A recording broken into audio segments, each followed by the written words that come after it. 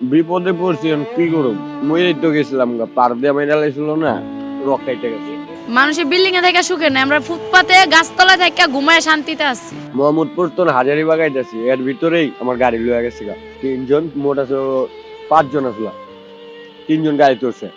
হ্যাঁ, পার দিয়ে দিছে, নগদ পার দিয়েছে। আমি পারে গাড়ি চালাইতাম, তারপরে অটো লিছি, অটো চালাইতাম।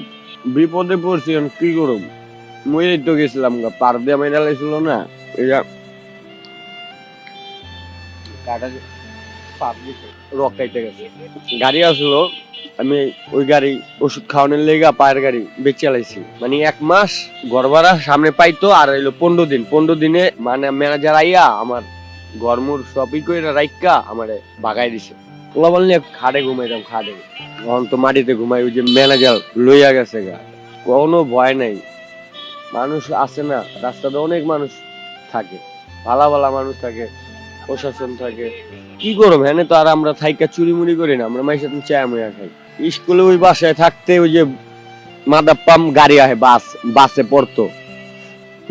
এই ঘটনার পরে তো আর মনে করেন পড়ালেখা হইল না। বাচ্চার বেকার এই পোলা ওই হডলে কাজ করে, মেডিকেলের তো না শুনি, ওই হডলে পানি দোকানে পানি এনে দেয়, আর মানুষ ভালোবাসা দেয় এই যে ছাত্ররা।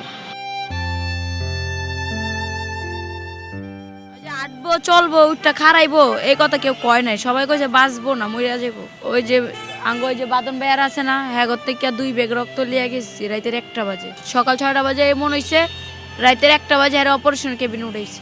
হেও কয় রক জুড়া দিব 4000 টাকা লাগবো, রক গিঠু দিতে 3000 টাকা লাগবো, কত না কাহিনী শুরু করছে।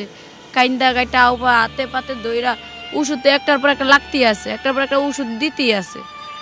খালি মেডিসিনে দিছে 18,000 টাকা। এই মানুষ চাইয়া চুয়ে নিয়েই মানুষের বিল্ডিং এ থেকে সুখে নাই, আমরা ফুটপাতে গাছতলায় থেকে ঘুমায় শান্তিতে আছি। আল্লাহ রসুলের দয়, 1 বেলা খাই আর আধা বেলা খাই, ডাইল ভাত তো খাই আছি, ভালো আছি।